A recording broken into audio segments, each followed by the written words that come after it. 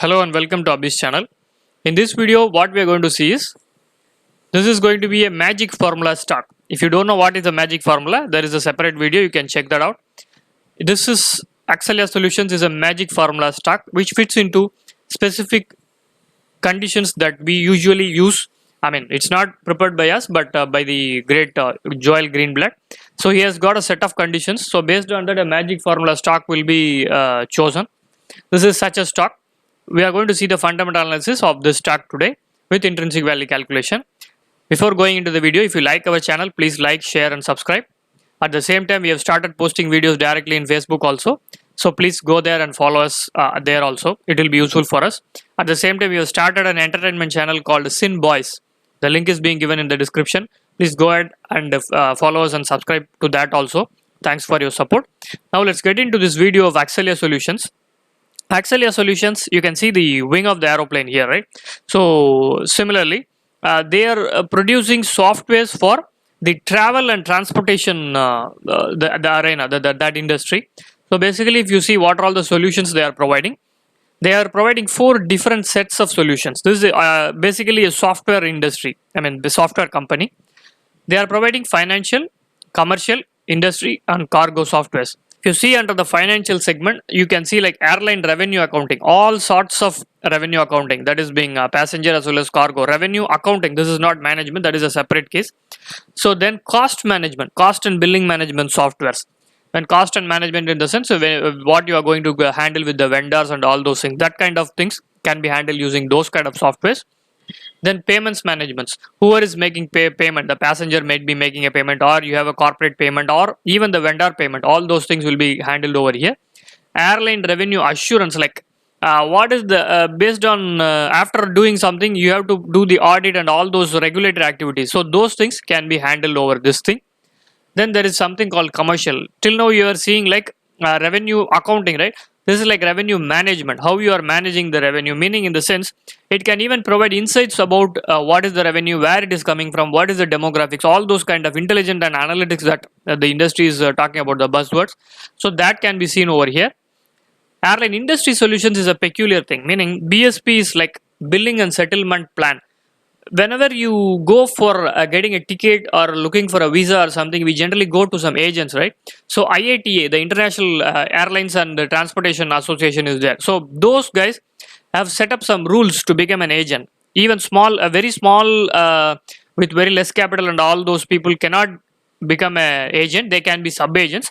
But when an agency is getting some becoming an agent by registering there, they have to follow this process called billing and settlement plan that is being devised by that association. So Axelia Solutions is providing softwares both for the airline industry as well as for those guys to have a bridge between those two people. So all those functional activities that are coming under that domain are being handled in these softwares. Then specifically for cargo management, warehouse management, and specifically for logistics, how it is being taken, how it is being moved out, all those things can be tracked using this. Like you would have seen the airway bill number, right? So that can also be handled over here, and even the passenger, they can provide you APIs or whatever solutions that you can use to track the cargo movement. So basically this is the 4 types of solutions they are providing.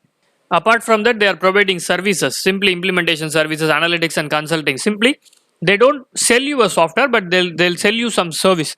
Like you are running a business and the airline industry, and you want to understand what is the analytics. I mean, based on analytics, you want to understand what could be the offer you can make or reward you can make, or what kind of changes you can make. Those kind of analytics, they can just for one time they can let it, I mean, understand that and then provide you some that kind of service. So basically this is the 2 types of revenue streams for them. So let's go ahead and next thing that we are going to look into is what is the shareholding pattern change for Axelia Solutions over the last few months. This is the shareholding pattern for Axelia Solutions. This is as on June 2020. This is the recent thing that we have got. So as on June 2020, their promoter holding is 75% almost. Mutual fund holding is 3%. DIAs are holding 4.3. Foreign institutional holders are having 0.6. But what was the same thing almost a year back? At the year ending September 2019, if you see these things did not change much. Total promoter holding is still 75%, even even at September 2019. But when you see mutual fund holdings, it is also somewhat similar, but there is a different, I mean, small difference. But when you are seeing like the domestic DAS, it has increased a little bit. It was 3.8 and now it is like around 4.3, almost 0.5 percentage. At the same time, FA holdings was around 2.06 percentage and it has come down to 0.6, almost 1.5 percentage has been sold out. I mean, the FAs have sold off this 1 percentage of the stock that we are holding. So maybe since the airline industry and all those things are facing a very hard time now, FAs may be selling, but we cannot be sure about that. And moreover, before getting into the analysis of this company, you need to keep in mind that the airline industry is not going to be the same after this situation. So it may take some time to for them to come up with a plan and then get into the regular revenue stream that we are having previously. Even before, they were having a very hard time. So this industry is even dependent on the airline industry, airline solutions. So basically, this can also get a hit. But we can consider, I mean, well, let's get into the analysis and see what are all the financials of this company. First thing we are going to look is the last 5 years. What is the trend in the last 5 years? You can see like the revenue is being steadily increasing. It was around 2,700, I mean 272 crores 5 years back, and recent financial year 2018-19, it has got around 370. It is still increasing, but once 2019-20 comes out, the results comes out, we'll be able to see what is the impact. And even the recent year, this financial year, the results are coming out, then we can see like what could be the impact because of this unprecedented situation. So basically they are able to they are able to carry over the growth they were getting at the revenue to the bottom line also. Profit after tax also has increased from 75, almost 25% it has increased. I mean, it has almost increased 30% from 75 crores to 103 crores. That is also a very good thing in 5 years. The most important thing we are going to look into this video is the segmental revenue for Axalia Solutions. If you see the service lines, when you see 4 types of products they were, 4 types of solutions they were giving, right? So financial solutions is the most, 342 crores is coming from that only. So basically out of 429, it's almost like 80 to 90% is coming from 342 crores is coming from financial solutions only. Rest of the things are forming, even industry and audit solutions are giving around 73 crores, but major part is coming from financial solutions. Here they have given the geography they are operating. This is the Asia Pacific, these many countries they are operating. This is Middle East, Asia and Africa, this is the Americas, and this is the Europe. So basically if you go down, you can see like the segmental revenue geographically also. Basically what the major part, that's around 67% is coming from, 33% from Asia Pacific and 33% from the Americas. So Asia Pacific and Americas are contributing almost 67% to their revenue. Middle East and Europe put together are contributing around 33%. So this is around 16 and this is around 16. So basically their major part is coming from Asia Pacific as well as the Americas. So when these geographies are being affected because of the situation, they'll take a hit possibly. And most important thing about this is none of the customers accounted for more than 10% of the revenue is what they are mentioning. What that means is it's a very good thing for the company, because their 10%, even 1/10 of their revenue is not dependent on even a single customer. Basically you can see like they're telling on June 2018, right, there were 3 customers who were contributing more than 10%, but in 2019 they have reduced the dependency, which means not even a single customer is contributing more than 10%. Let's assume like they have 20 customers, they are almost like they are dependent not only on a single customer or 1 or 2 or 3. So basically it's a very good thing, because even if a couple of airlines go down, their revenue is not going to take a very big hit. It'll be around 20-30%, that's fine. But let's assume like 50% is coming from a single customer, then if that airlines is going down, so then they may be taking a very big hit. And since they have diversified the risk, that is a very good thing for this company to maintain almost a regular stream of revenue. We have already seen the shareholding pattern of this company. So this is mostly the shareholding pattern of the company. 75% is being held by the promoter. That is a very good thing, because if promoter is holding 75%, they'll take much responsibility so that their revenue will not be affected. After seeing all these things, I think it's time that we move on to look into the valuation. So we'll be usually doing 3 types of valuation, right? So we'll see one by one now. Axalia Solutions is having 1.5 crores shares. So basically their price is, the time that I'm talking, 979 rupees.